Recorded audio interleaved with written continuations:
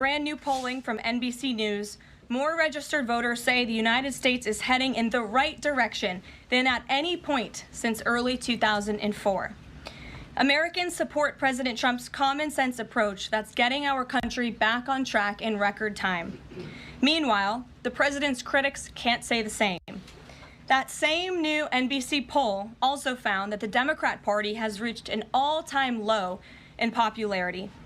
It turns out when you let your hatred of President Trump get in the way of doing what is best for America, the people reject you. Who would have thought? The larger ecosystem, Nexstar, which is home to News Nation, the political website The Hill, the broadcast network The CW, and local Nexstar stations. With that, kick us off, please, Kelly. Thank you, Caroline. What do you say to Americans who want safe streets but are concerned due process is being violated? The president is using every lever of his executive authority and his constitutional authority within the bounds of the immigration laws of our country to ensure that our streets are safer for law-abiding American citizens. And this administration is focused on detaining, arresting, and deporting illegal criminal aliens. And as you saw this past weekend, the president used his authority under the Alien Enemies Act to deport foreign terrorists. Tren de Aragua is now a designated foreign terrorist organization. And as I said, there were nearly 200 Tren de Aragua members who were sent to El Salvador this weekend. Countless lives will be saved because of this action. And if you talk to the families, the Angel families, as I mentioned, Blake and Riley and Jocelyn Nungray, they understand the grave cost of life at the hands of these illegal terrorists. And the president is proud to deliver on that promise for them. And just to follow up on that, this will be challenged later today in the courts. Does the president, does this allow him to defy the court order without having this the checks and balances and the separation of power?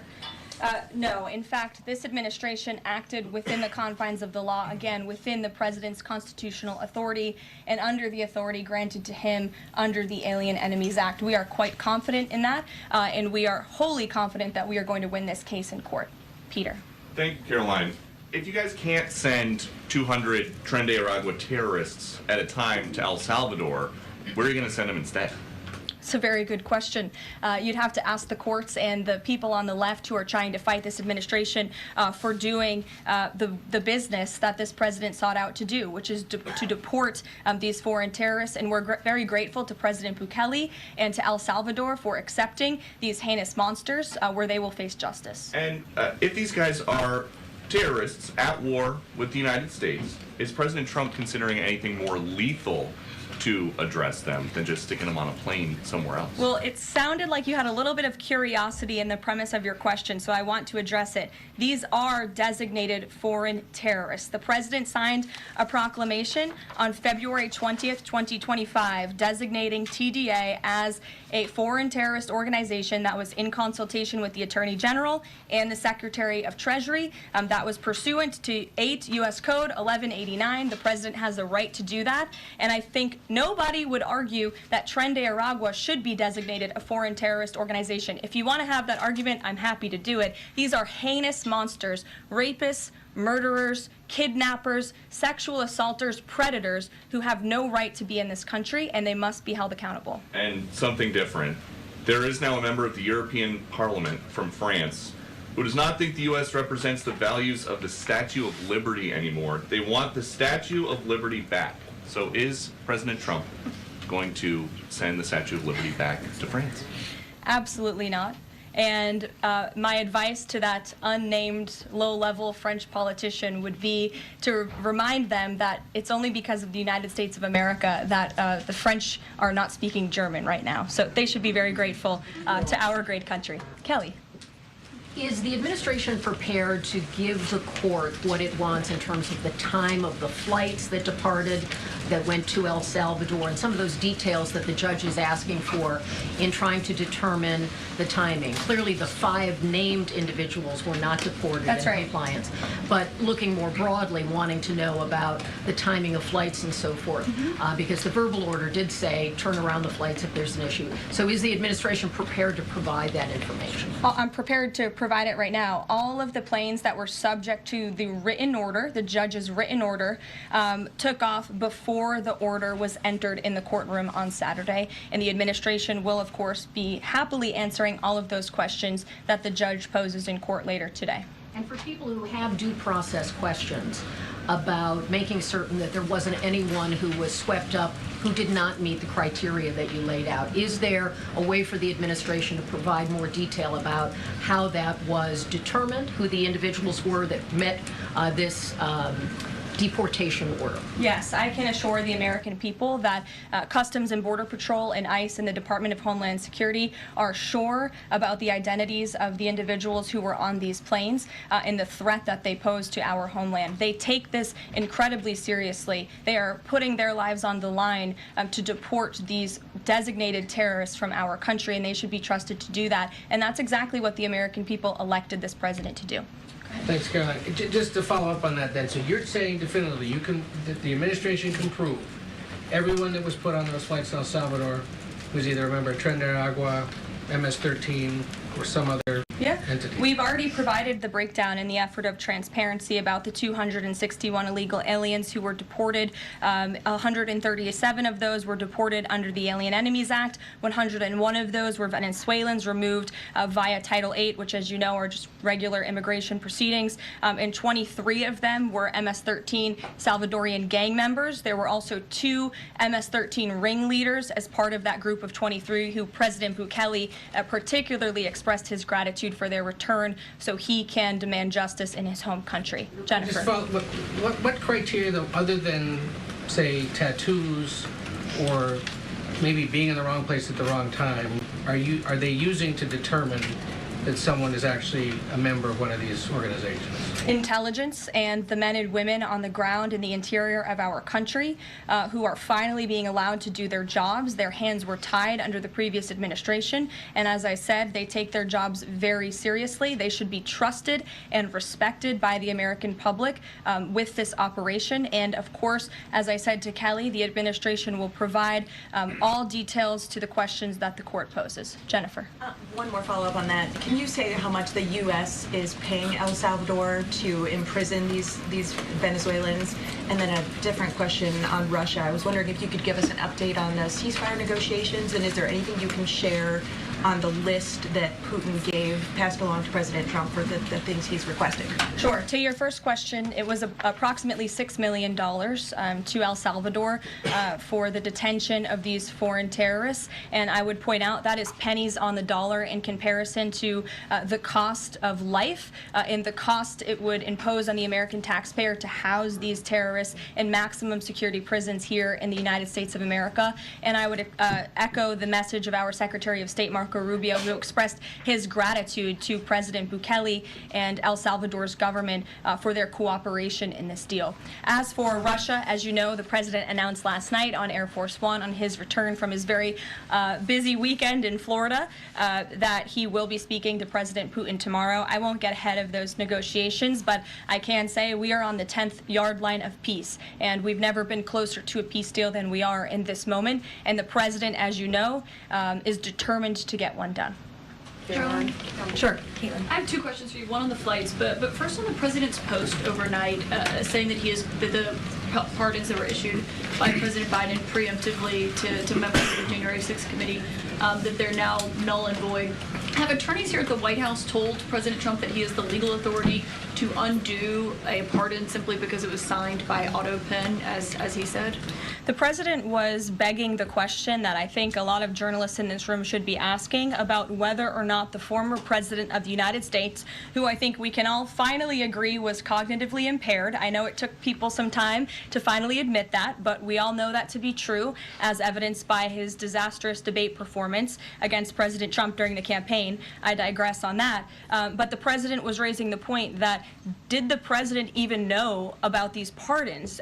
Was his illegal signature used without his consent or knowledge? And that's not just the president or me raising those questions, Caitlin. According to the New York Post, there are Biden officials from the previous White House who raised those questions and wondered if the president was even consulted about his legally binding signature being signed onto documents. documents. And so I think it's a question that everybody in this room should be looking into, because certainly that would propose perhaps criminal or illegal behavior if staff members were signing the President of the United States autograph without his consent. Is on the record talking about issuing preemptive pardons to these people.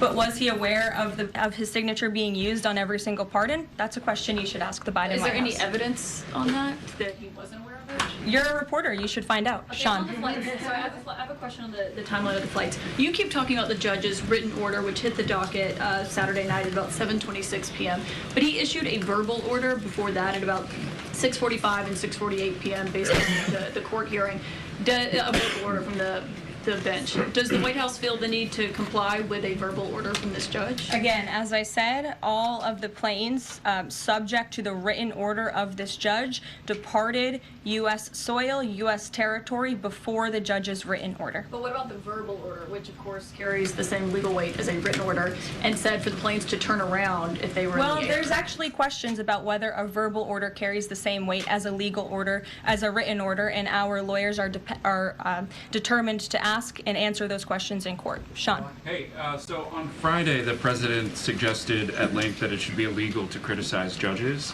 but he has repeatedly criticized judges who rule against him, and Elon Musk is calling for impeachment of judges who have opposed the administration. So how are those two things not in conflict? I have not heard the president talk about impeaching judges. I know you mentioned Mr. Musk's tweet, but I have not heard the president of the United States ask that. Mary. Hey, thanks, Caroline. I wanted to ask about this video I saw this morning set to the tune of, I believe, Closing Time, about deportations of illegal migrants. What's the strategy behind the White House's videos they've been putting out on this, and can you kind of talk us through the thinking on these videos? Sure.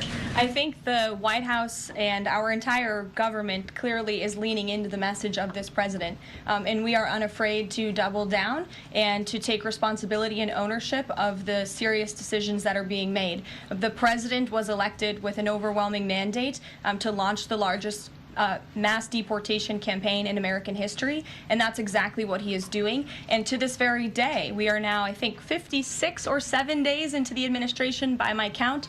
The president still receives an overwhelming public support for the policies that he is enacting. So we are unafraid to message effectively what the president is doing on a daily basis to make our community safer. And the specific video you referenced, I think it sums up our immigration policy pretty well. You don't have to go home, but you can't stay here. Go ahead. Thanks, Caroline. I have two questions. First, will President Trump put sanctions on Russia if the talks on Tuesday don't go as hoped? And secondly, have any illegal immigrants self-deported through CBP home yet? To your first question, it's something the president has floated, and certainly he's willing to do if necessary. I don't have anything to read out, and I would never get ahead of the president on such a serious decision. To your second question about the CBP Home app, I would have to check in with the Department of Homeland Security, but it's a great question, and we're very proud to repurpose this app, which the Biden administration abused to facilitate the mass illegal entry of illegal immigrants into our country. It was like a fast pass at Disneyland. That's not happening under this administration. We are encouraging illegal immigrants to actively self-deport to maybe save themselves from being in one of these fun videos. Caroline. Sure. John, good to see you. Thank you. After President Trump strafe-bombed the Houthis yesterday, he said that if they retaliate, he was going to personally hold Iran accountable for that. Holding them accountable, what would that look like? Well, I would defer you to what the president put out this morning, John, where he said very clearly, I will read it, "Let nobody be fooled. The hundreds of attacks being made by Houthi, the sinister mobsters and thugs based in Yemen, who are hated by the Yemeni people, are all created by Iran. Any further attack or retaliation by the Houthis will be met with great force, and there is no guarantee that the force will stop there. Iran has played the innocent victim of rogue terrorists from which they've lost control, but they haven't lost control. They are dictating every move, giving them the weapons, supplying them with money and highly sophisticated military equipment, and even so-called intelligence. Every shot fired by the Houthis will be looked upon from this point forward as being a shot fired from the weapons and leadership of Iran. And Iran will be held responsible and suffer the consequences, and those consequences will be dire. That is a statement from the President of the United States just moments ago. I have nothing additional to share, but our message to Iran is you better take this president seriously, and I think the Houthis learned that the hard way this past weekend. As I said in my opening remarks, there's a new sheriff in town, and this president is not just going to sit on his hands and allow terrorists to launch attacks on commercial vessels and U.S. naval ships. Those actions will not be tolerated. Sure, Edward. Yeah, thanks. Caroline, on the economy. So after mostly a down week last week in the economy, you've been very vocal, as well as other cabinet members, about how we're in a transition and about how this economic transition, and there's a plan, a long-term plan for tariffs on this. How concerned is the president that the markets and Americans, for lack of a better term, will freak out over these tariffs and be concerned about a long-term plan? Sure. I think I've been asked this question and answered this question respectfully, Edward. We are in a period of transition. The president has made that clear. He also has made his belief in tariffs and what they will do for our great country clear, restoring wealth back to our country. And if you look at the president's first-term economic formula, massive deregulation, tax cuts, lowering the cost of living with an energy boom, which the American people can expect soon.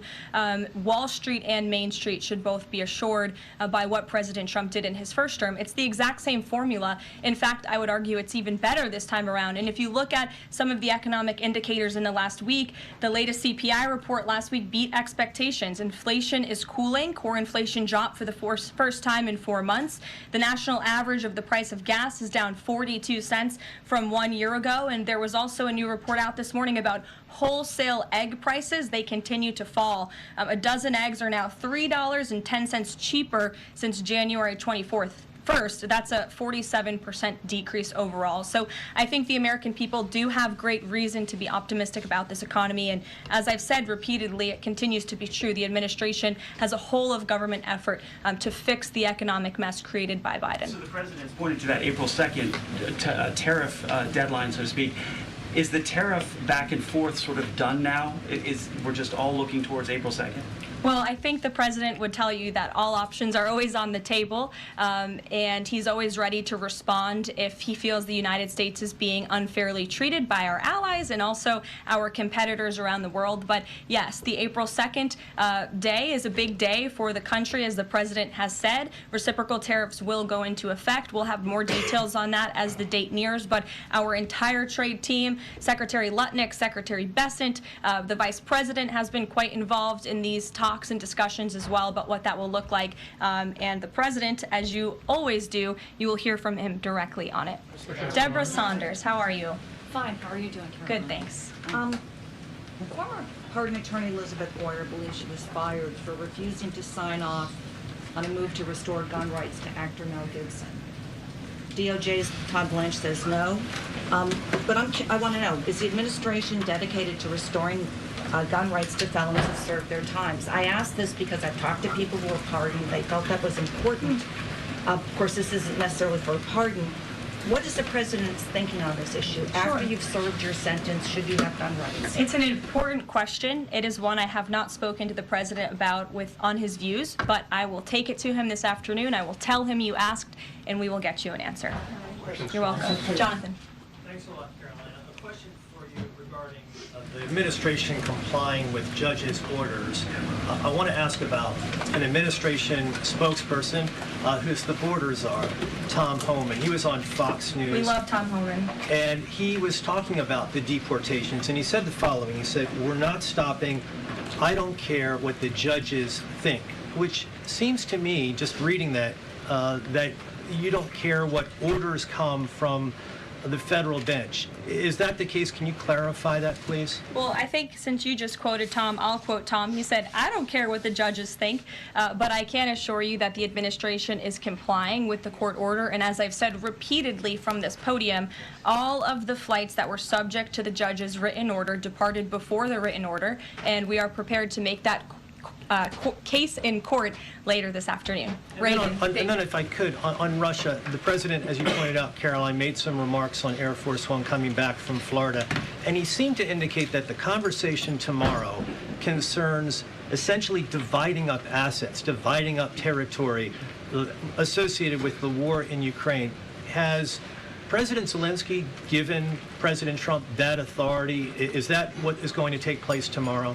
Well, as you know, the president and his entire national security team have been engaged directly with President Zelensky and the Ukrainian team, and that has been part of the discussion between the president's team and the Ukrainians. As for where those lines will be drawn or any specifics, I am not going to get into that from this podium. It would be unwise for me to get ahead of the president's call with President Putin tomorrow. But again, I can assure you, in the effort of transparency, as this president always does, you will hear from him or one of us directly after that phone call tomorrow. Reagan. Thank you, Caroline. There's a lot of focus on the judicial branch right now. The president has about 40 judicial appointments that he could make at this moment. Do you have an update on what the timeline would look like for those judicial appointments? And does the president have a list of potential nominees that he's vetting? I do not have an update on a timeline, nor do I have a list, but I can certainly have our team gather that for you and provide it. You're welcome. Sure. Go ahead. Sure. Thank you, Caroline. So the president is visiting the Kennedy Center this afternoon to attend a board meeting. A question about what happened a few weeks ago. The Kennedy Center got bomb threats targeting a performance by Shingun Performing Arts, which is an American company showcasing China before communism. This company has been targeted, unfortunately, by the CCP for years. I'm wondering if this administration has a response to this, and also as the president is putting an emphasis on arts and culture, what's the administration's message to potentially foreign state actors who are trying to disrupt that in the U.S.? Don't disrupt it.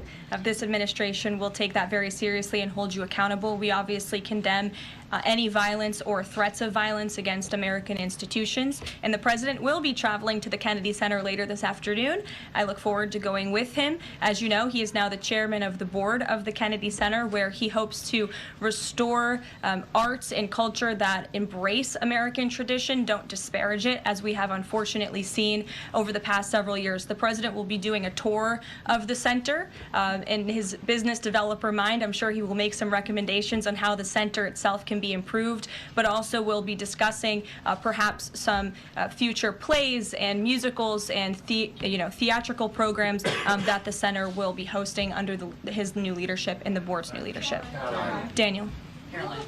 Will the president be discussing with Putin tomorrow the future of Vladimir Zelensky? Sort of a follow-up to John's question. Again, I've been asked and answered this question now. I'm not going to get ahead of the president's discussion tomorrow, but after the phone call takes place, I can certainly provide a readout. Daniel. Caroline, thank you so much. You mentioned earlier in the briefing that you guys are at the 10-yard line of peace. Given the amount of progress that you've made in such a short amount of time, is that an indictment of the previous administration's foreign policy stance, and is it just more proof that you need to talk to people to sort of get things done? I think so. I think the previous administration is the reason this war began. As President Trump often says, this war would have never started if he were still in office. It only started because of the incompetence and the weakness of the previous administration. And President Trump is very proud of the progress that he and his team have made in such a short amount of time. And hopefully tomorrow that progress will move forward. Sure. Thanks. There have been some media reports just in the last few hours that the administration has decided to withdraw from the International Center for the Prosecution of the Crime of Aggression against Ukraine, which is designed to hold Putin accountable for war crimes. Are you able to confirm that? And if that has occurred, why has that occurred? I'm not able to confirm it because I have not heard that. I will caution, I know there have been many inaccurate and misleading reports from Reuters lately, so I would caution anybody taking that seriously, but I can check in and get back to you.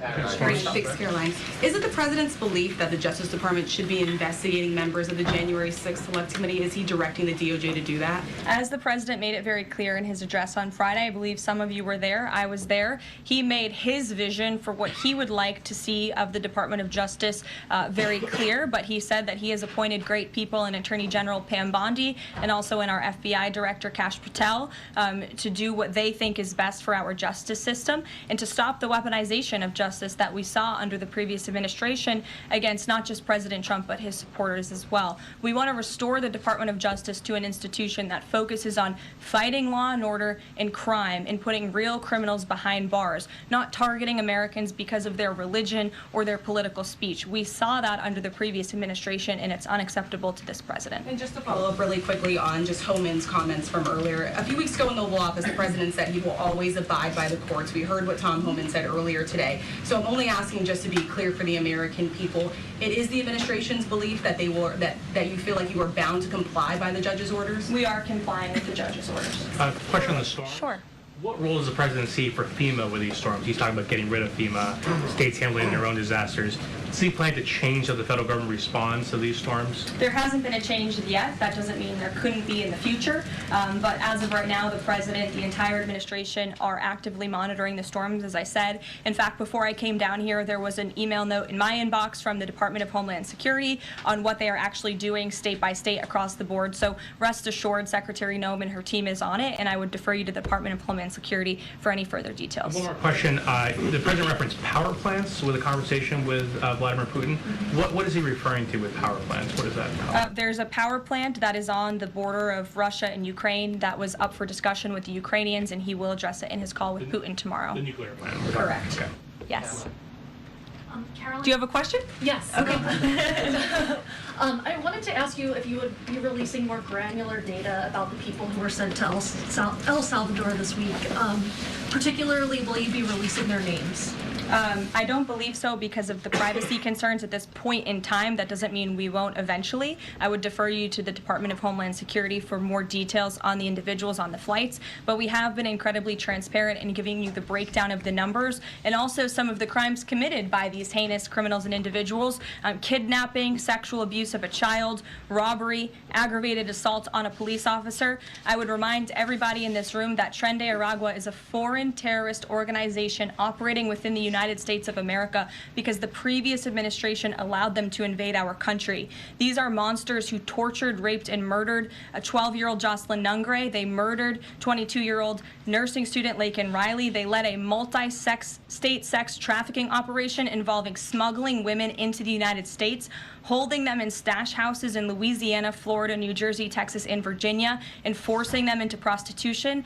They kidnapped and murdered a 33-year-old woman in Texas. They sexually and physically assaulted a woman and her daughter in Wisconsin. They conducted a mass shooting in Illinois. They peddled untraceable ghost guns across New York City, took over an Aurora, Colorado apartment complex where they kidnapped and tortured victims. And by the way, many of you in the mainstream media said that didn't happen. It turned out that it did. And because of the effective immigration policies of this administration, those foreign terrorists were detained and they are no longer operating on American soil, and we have President Trump to thank for that. We'll see you guys later at the Kennedy Center. Thanks so much. Thanks, Caroline.